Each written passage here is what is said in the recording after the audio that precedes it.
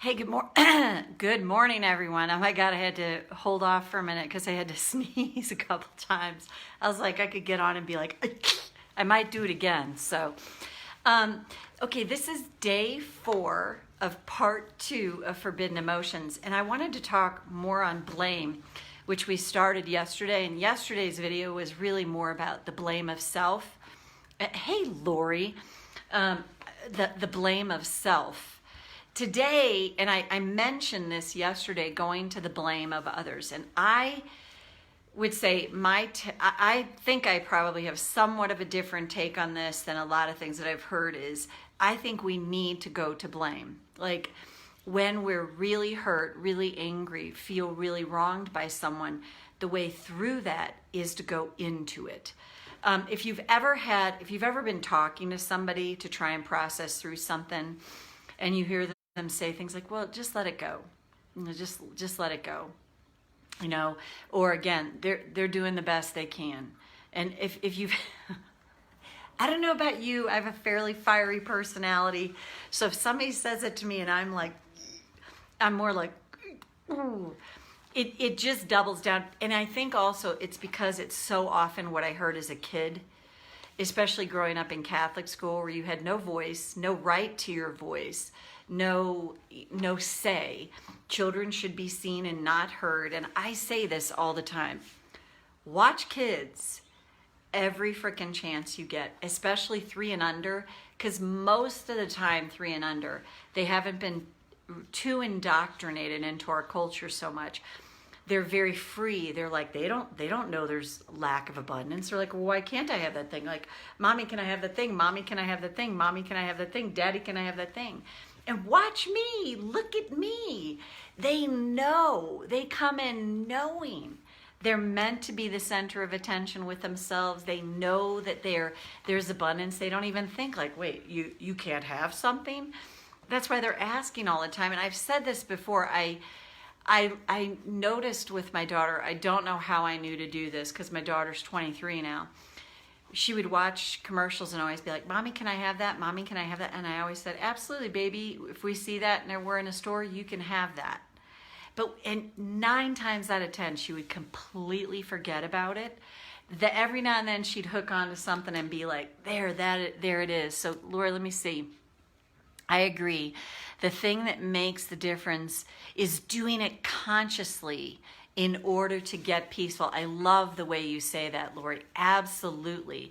That's so beautifully said. The key is to do it consciously. So we're talking about when you go to blame of others, if you do it in a conscious way in order to get peaceful. Love that, Lori. That's beautiful. You're very intentional about it. And if it's over the top for you, absolutely get help from a seasoned professional, somebody that can help you through it. But if you know tapping and you can do it, to me, there's always this bird. Squirrel. There it is, Marti and her squirrel. This beautiful bird. Whenever I start these, it always sits right at the top of this tree out here. And then it flies off. It's there for all of us. So anyway, that's my squirrel moment. But when we go into blame, it's that, yeah, I'm very conscious about that. And I'm not suggesting that you go up to the person and wag your finger in their face and say something. You might need to use your voice after you tap the angst out to be able to go up to them in a really a way for yourself and speak your truth, because that can be really empowering. And I have this bumper sticker, speak your truth, even if your voice shakes. Now that's a beautiful quote, but to be able to do it, in my view, we've got to be able to clear our angst so that we can find that empowerment within us to speak our truth, even if our voice shaking. But even though that's a great bumper sticker and it's pithy, it's like, speak your truth even if your voice shakes. If you're not ready to do that, don't do it. Don't use these pithy quotes as a way to go, oh, well, I should just go speak my truth even if my voice shakes, but I'm not ready yet. It's always, to me, about coming back and honoring the self and learning to honor the self and go, I really want to speak my truth in this circumstance. I'm just not ready to yet. So I'm going to honor that. And I'm going to do what I need. If it's tap, whatever it is, tap through that so that I can get myself to a place where my voice might shake a little, but I'm congruent with what I need to say. And this is the other caveat. Oh my God. I had a PhD in doing this all the time, and I screwed myself every single time unknowingly. I would go to someone to speak my truth, but I wasn't congruent with it, meaning I was looking for some response from them. I wasn't entirely sure what the response was, but I was attached to them getting me and hearing what I had to say. And any time that I've ever gone to anyone with needing them to hear me, I ended up feeling screwed. Like it was like, and I wasn't like intentionally trying to do that, but it was worse for me, and I just didn't know. So I kept doing that and kept doing that and kept doing that, and realizing how uncomfortable it was and how it made me feel worse. And then as I slowly started to wake up to the fact that I was doing that, then I was able to start to like shift through that, and tapping really turbocharged that. So Kirsty, you say love, love, love, word, and hang on, I gotta have these. Love, love, love, the word and concept of congruence. Oh, absolutely, right? It's if we're not congruent, it shows up. And this is how you know you're not congruent with what's coming out of your mouth or what your behavior is. Literally, this is the thing that I've seen. The barometer is the other person. And if you're going, I see this happen all the time. We think we're clean, we think we're clear of it, and we go and we get all this pushback, and then we get super upset about the pushback. Done it many times myself. This is when I know I'm congruent, is I might go to approach someone about something that I've tapped through, and then they have their reaction, and it's like, okay, they're just not ready. But I'm not attached to them needing to hear me, to understand me, and to get me. And here's the weirdest thing too. The more I do that, and the more I come from a place of self-congruence, what I notice is, it's so interesting. The other person is like, they shift almost immediately. It's the energy of it. It's like they're unhooked because I am, in a sense. But there's stages of it. So I can be unhooked and they're still attached, but my reaction is like, okay, they're just not ready. And I saw myself go through this where I'd be like, okay, I'm speaking my truth and they're not ready to hear it, and that's okay. But I didn't swirl down the rabbit hole of, God, they didn't understand me. And now, and I still have that experience. And then the other experience I have is I will speak something and then they're just like, oh, okay. I'll think of an example that just happened. My husband and I last week, he's always my person that I talk about. My husband and I, it was last week, we were in a parking lot, and I was running in to go pick up the food that we had ordered. And I was definitely in a very grumpy mood, and I was very activated. And he was like, geez, Mart, you're like so freaking aggravated. And in the past, I would have gotten, and I still could, so it's not like I'm free of that forever. I would have been like, Jim, no. I would have fought back and stuff and been like, oh, because he was very, he likes to say passionate in his response to me. And I was like, I literally went, oh, I am, aren't I? Wow, I am being sort of aggressive and stuff right now. And to me, that was a moment of awareness and self-compassion. I was being that way. And I wasn't like, oh, you stupid, oh, God, you did that. I was literally able to see that and be very detached from it and go, oh my God, I am behaving that way. And what was astonishing to me is I was like, oh my God, you're right. I'm totally doing that. He was shocked, and he goes, oh, wow, thanks. And it was over. It was over.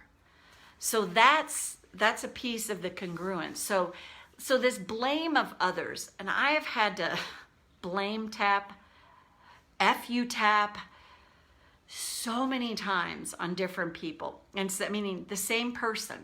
And it's like, oh, whoa. I was just going through this last night with someone.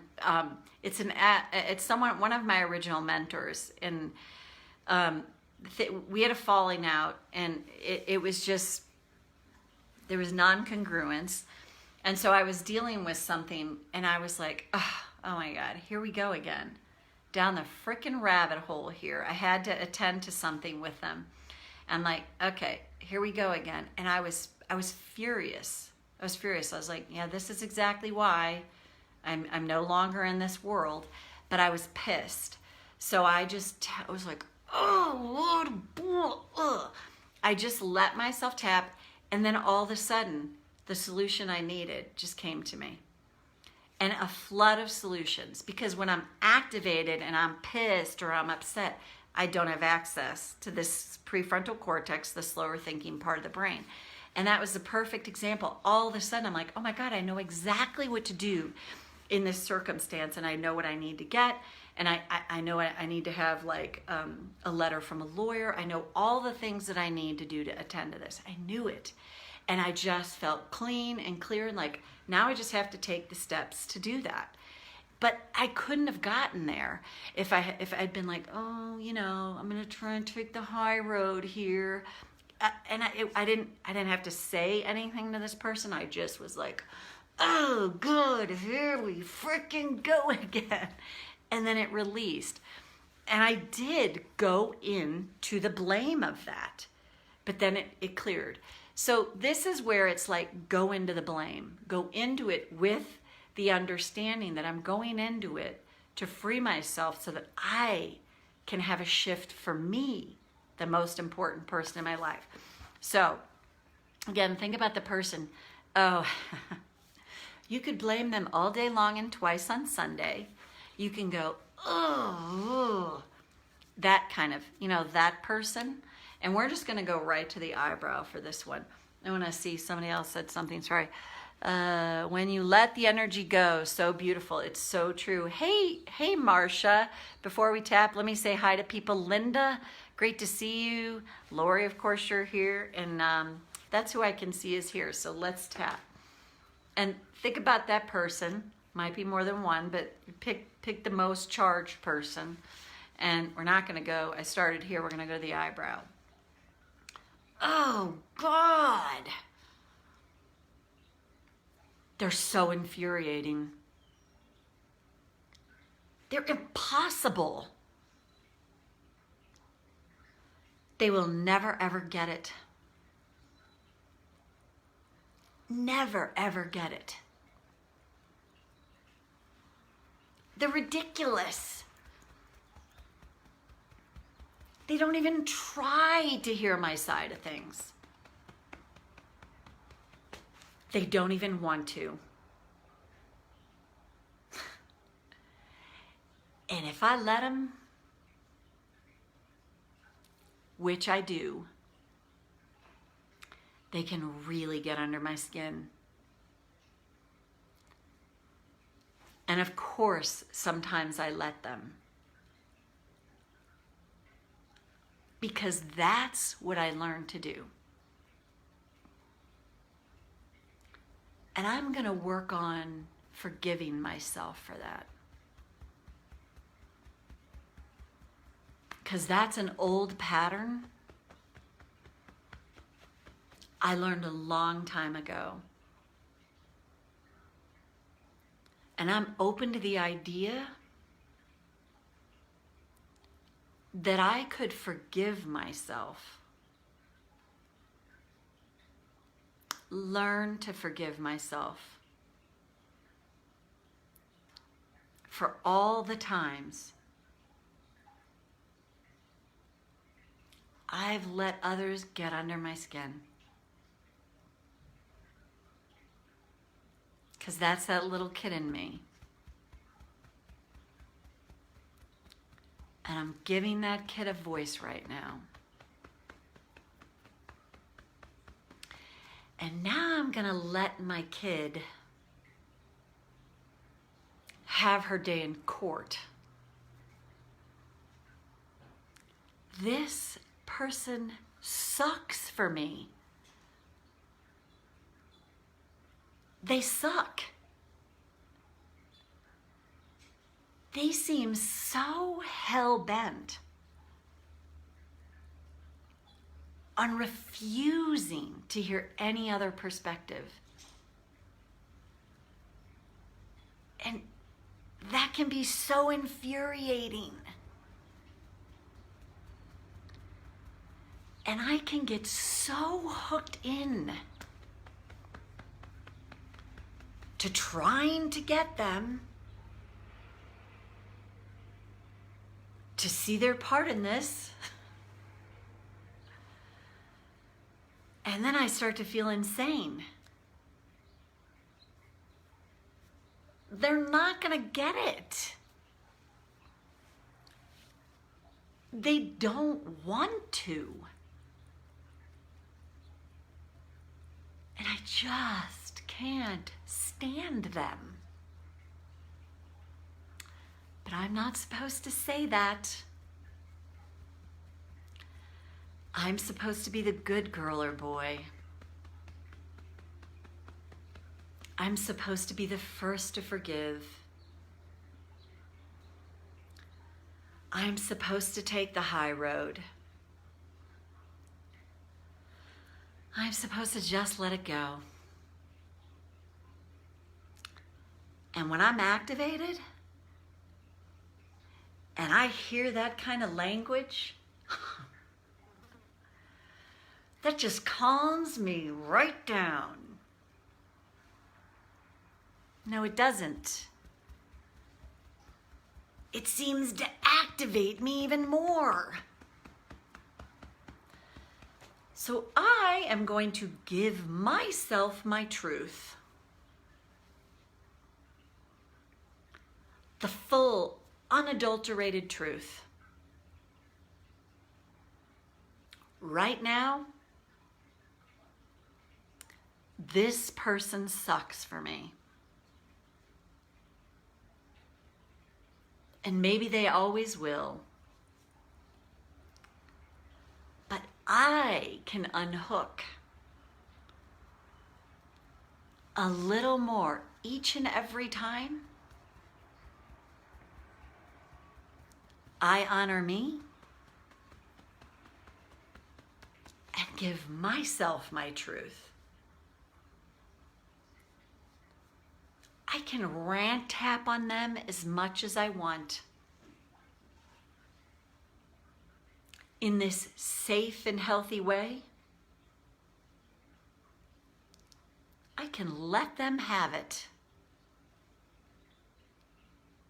Do it with tapping.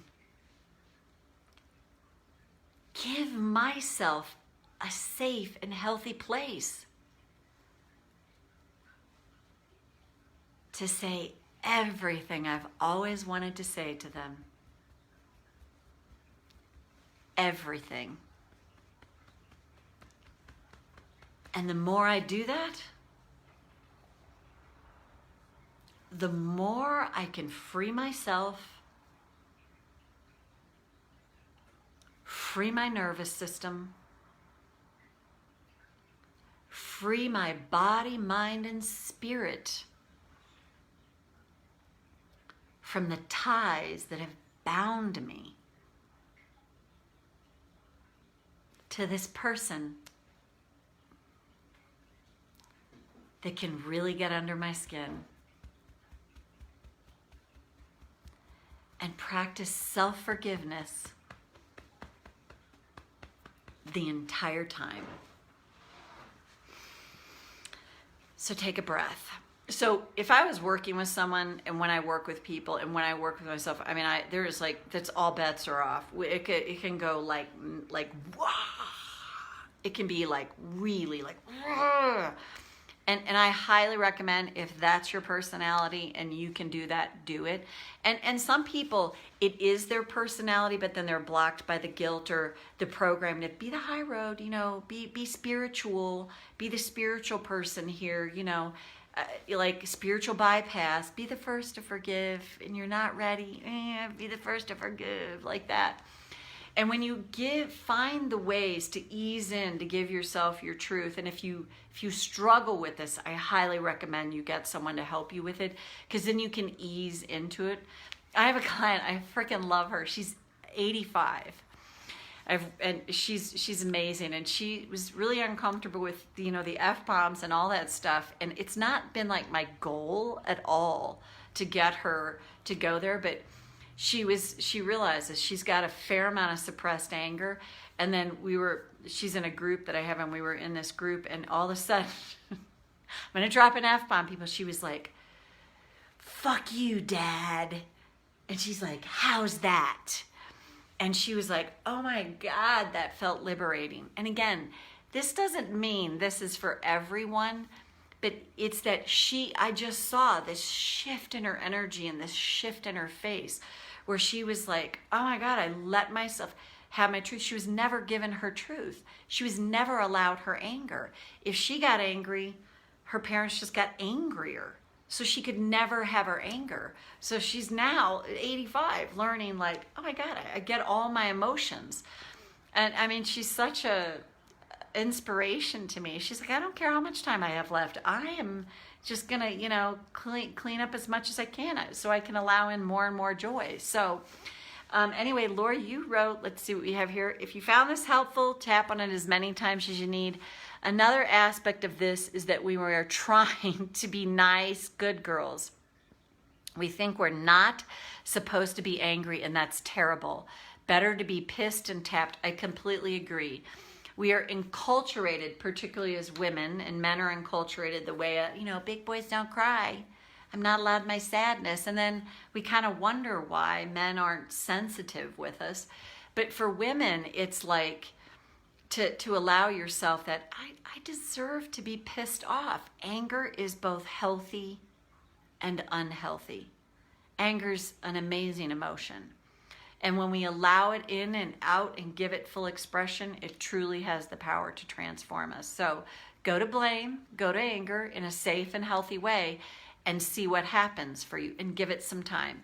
So Lori, Linda, Marcia, oh, Haiti, hey, how are you? I see that you're here too.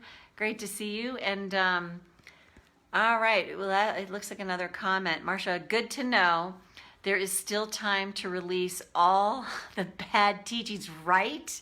Right? Just when you think, "Oh, I'm too old, I'm too this," I'm like, I got a client who's 85.